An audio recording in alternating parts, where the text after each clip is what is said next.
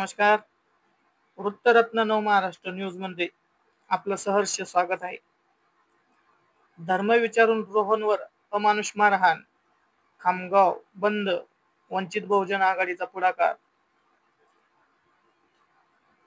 बुलढाणा जिल्ह्यातील खामगाव येथे धर्म विचारून एखाद्या युवकावर प्राणघातक हल्ला करणे हे केवळ गुन्हा नाही, तर माणुसकीच्या मूल्यांवर केलेले थेट आक्रमक आहे.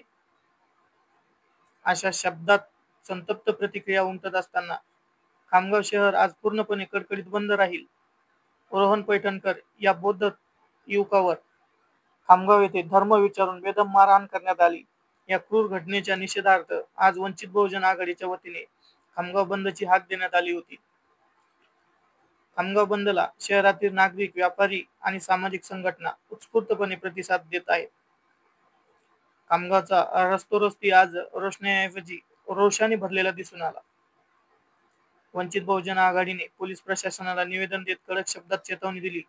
येणाऱ्या 8 दिवसात दोषींना अटक झाली नाही आणि योग्य ती कायदेशीर कारवाई झाली नाही तर संपूर्ण महाराष्ट्रभर जन आंदोलन उभं करण्यात येईल. फक्त खामगावातच नव्हे तर संपूर्ण राज्य स्तरावर उतरेल.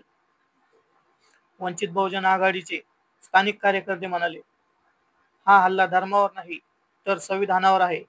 आम्ही शांततेने आंदोलन करतो, पण जर आम्हाला न्याय मिळत नसेल तर तीव्र स्वरूपाचे संघर्ष अटळ आहे. या घटनेने परिसरात भीतीचे आणि संतापाचं वातावरण पसरलं आहे.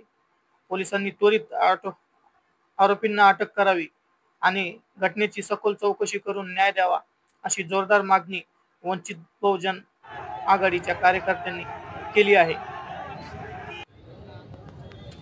बुलढाणा जिल्हा प्रतिनिधी शेख हसन, वृत्तरत्न नवमहाराष्ट्र न्यूज.